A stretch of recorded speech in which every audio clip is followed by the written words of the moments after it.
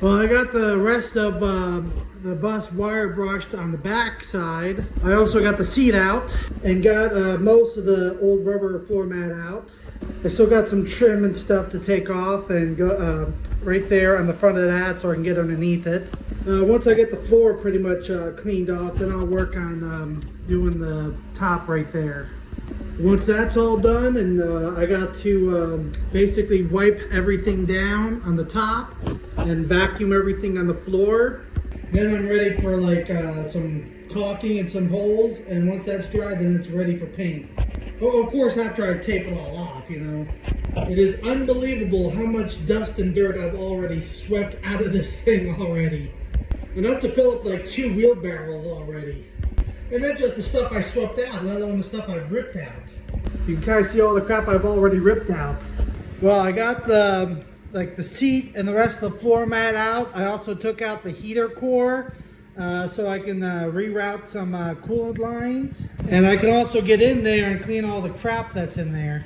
This heater box I'm just going to leave in here, just going to work around it. I just got to clean the crap behind it. And I can get to the hoses easily to change them out. So tomorrow I'm going to move all the tools and everything out of the way, finish wire brushing the top of this, and then I'm going to bring the like a shop vac and vacuum all the crap. Also wipe the dash and everything down with a wet washcloth. So by the time I vacuum everything, it should be nice and clean in here and I can start taping things off. And I still have that trim to do on that seam. Now you're wondering probably why I need to reroute coolant hoses, because I unhooked those 2 heaters that were down the side here. So I'm rerouting them, and I'm also changing them to new ones that are not dry rotted. And I'm going to seal them up better through the firewall so holds the heat in here a little bit better.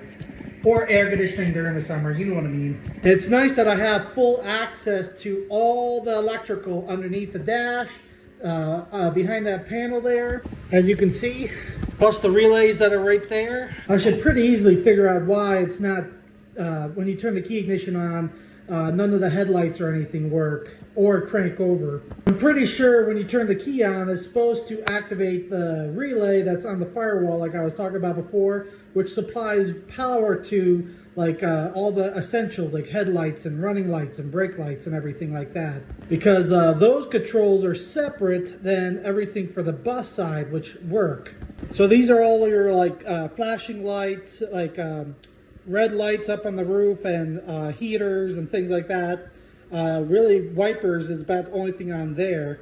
But headlights are right there from that switch and that key ignition. So whatever the problem is, it's going to be in that area. And there's already some wires under there that are not supposed to be there. So I got to figure out what they put in and where it's running and why.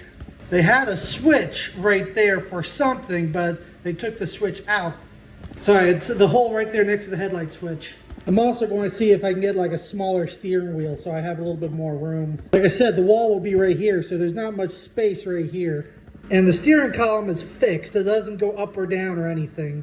Also, under that access panel there is for the flashing lights up on the roof, where there's 2 little red lights, which they have unhooked. So I'm going to see if I can hook that back up to the way it's supposed to be. I just thought it would be kind of cool to have those red lights still work, you know. Oh, and if this transmission ever goes bad, I'm definitely putting in a manual. You can see the hole right there for the clutch rod. The bracket is there for the pedal. You know, the hole is already right there in the floor for the shifter. I could just remove the automatic shifter right there off the dash and have the manual in here. Because I think that would be really cool, having the 18-speed manual, you know. And who knows, if the motor goes bad, instead of using the motor from my cousin's other bus, maybe I'll get like a 24-valve and Pete pump swap it like I did for Stinky Pete.